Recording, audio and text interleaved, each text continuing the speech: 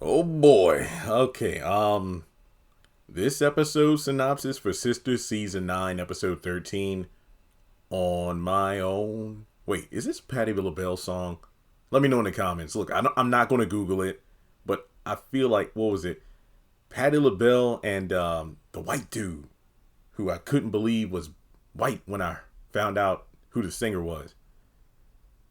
Dang, something McDonald. Yeah. Okay. Let me know in the comments on my own who sings that song. Patti LaBelle and something McDonald. Okay. Now, yeah, I had to start this video off on a bit of a light note because the synopsis I can already tell is going to make a lot of fans very upset. But here we go. This is dropping October 15th, so next a week from today.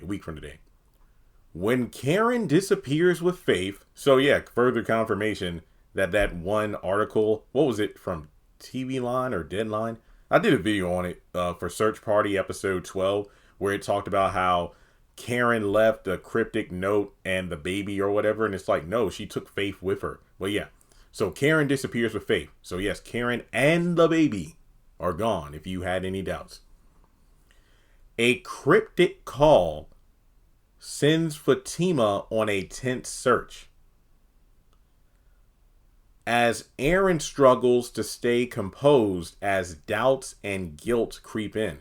To be completely honest here, the last half of this synopsis I find far more intriguing than the Fatima stuff. And no, that is not a knock on Fatima, but I feel like the cryptic call could be one of two things. Now, the least likely reason for the call is that it is Chaz related. Because we do know him and that, I guess his bodyguard, security or whatnot, are outside of Zach and Fatima's house. And then when it looks like Zach is about to get into a brawl, that's when the dude, gestures that he has a gun on his hip. And it's like, really?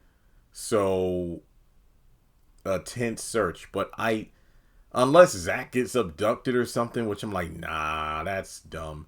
So, unfortunately, it seems that the true reason for the cryptic call, it's Karen related. And I've already seen fans act accordingly online saying, you know good and well, if the shoe was on the other foot and Fatima disappeared, Karen wouldn't give a crap. Now it would be I ain't gonna hold you. Look. I want to cook a little here. Imagine if something happened to Fatima and Karen kind of snapped out of her emotions and whatnot, and she played a pivotal role in bringing home Fatima safe. I feel like fans would actually like that because, in a sense, it would be Karen kind of returning the favor because when the chips were down and she needed someone the most, aka when her water broke, Fatima was the one that stepped up and helped her when no one else was around. So Karen doing something like that for Fatima, now that wouldn't automatically erase all the seasons of disrespect and whatnot, but I think that would be pretty cool. Now, in terms of a cryptic call, I'm going to go out on a limb here. It could be Zach. I mean, like maybe Zach ran out the house to try to find Karen or something, and something bad happened, and the tense search means that, oh my gosh, something happened to my man. So I don't know, maybe after whatever happens at the house between him and Chaz goes down, Fatima gets Chaz and his bodyguard to leave. But then Zach, being still drunk, by the way, decides to go out looking for a fight. And then the cryptic call could be that Zach got shot. Now, I hope that does not happen. And folks, believe it or not, I'm trying to find any plausible reason as to why this call has nothing to do with Karen. Because Fatima and Zach have a lot going on. And as Zach told Fatima several episodes ago, look, Karen is Aaron's problem now. And that is absolutely, positively true. Now, the last option I have here in terms of a cryptic call, well, actually, two options. Number one, well, actually, what is this? Number three, right? If I remember correctly, didn't Miss Lisa tell Aaron she had texted Zach about Karen and he has no idea? He hasn't seen or heard from her? Do you think in this episode that's when Andy or somebody contacts Fatima to tell her about Karen and the baby being missing.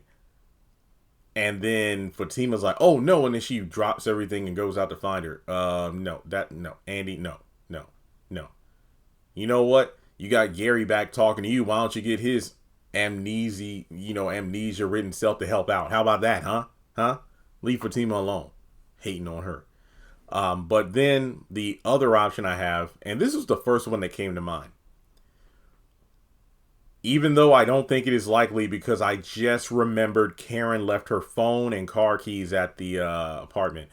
My first thought was Karen is the one that calls Fatima and possibly, I don't know, maybe in a non-disrespectful way for once in her life, she just tells her, like, congratulations, you won. I can't go on without Zach, and you have him, and you're starting a family and whatnot, so best of luck to you. And then she just hangs up, and then Fatima's like, oh no, and then she rushed out of the house. But like I said, that completely went out of the window because I'm like, dang it, Karen ain't got her phone. So yeah. Now in terms of the last part, Aaron struggles to stay composed as doubts and guilt creep in. Doubts probably in terms of the well-being of both he and Karen's baby and Karen herself. And in terms of guilt, bro, what exactly do you have to feel guilty about? But then again, this is Sistas where, Karen is always right no matter what she does and who she does it to.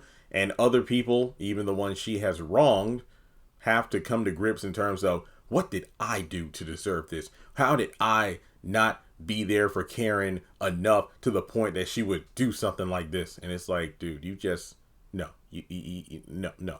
There's absolutely no reason, because this goes back to what's supposed to go down in episode 12 when Aaron is talking to Miss Lisa, like, how could Karen do something like this? And she's like, don't come down too hard on her, okay? Shut up. This woman is obviously not all there, and she took our baby and disappeared. And you would think Miss Lisa would be a bit more, upset herself. And as I said before in my video covering, this about coddling Karen, I'm like, hey, in situations like this, is understandable. Everybody has different reactions. The first thing is being upset and everything is understandable, but it is not going to change the situation. But if it's something where Karen and the baby are found, and, obviously the first instinct is, thank God you're okay. Somebody has to be like, okay, what the HE double hockey sticks did you do and why? Don't do that crap again, because it's like Miss Lisa. You've already lost one grandchild. I would think you would be a bit more concerned about your surviving grandchild in terms of your daughter just up and leaving. This is no time for that coddling crap. But then again, this is Sistas. Karen can do whatever she wants. And when you got the real ones, like a Danny or whoever, that tries to tell Karen what's what, they get shut down immediately. So I don't know. But in terms of doubt and guilt, who knows? Maybe this is the moment Aaron finally has that conversation with Miss Lisa that he began to have in the kitchen with her, when Karen began to shut down, and, when she was locked up in a room and didn't want to come out. And at that moment, I'm like, whoa, is Aaron finally going to say what he's been thinking in terms of maybe Karen wouldn't feel this way if it was Zach's baby that survived instead of mine. I feel like that's what's going on here. That's what I think. But hey, as always, folks, thanks so much for making it to the end of the video. Sistas is back because, the channel momentum has been kind of slow. Views are still up, but they're not at the same level as when the show was back on the air. So hopefully with the show returning tonight, things can kind of go back to normal. Also, just a special shout out to those of you who took time to leave a comment on my most recent video regarding a new channel that I want to get started that is going to be completely, faith-based and, just talking about my belief in God and things of that nature. It was great. I mean, it isn't a blow-away success where the video did like 10,000 views, but, it's gotten a couple hundred views, 100% like ratio, and every comment has been supportive. So this gives me hope that when I launch the channel, hopefully this month, I can get your support. And by support, you remember when I made my second channel and you all rallied together, and between the subscribers and the watch time, the channel was monetized in like less than 24 hours. So I feel like if you give that new channel the same support, we're going to make some changes around here for the better. All right. But hey, with that being said, make sure you like and subscribe. Shout out to my channel members. If you want to become one, you can hit the membership button below. Or if not, just, hey, donate via Cash App, PayPal, or Zelle. All that information is in the description box. But if you made it to the end of this video, you are part of the reason why my YouTube channel is still thriving, because next Friday on the 17th marks 8 years since I've been self-employed as a YouTuber and eBay seller. So thanks again, and I'll catch you in the next video.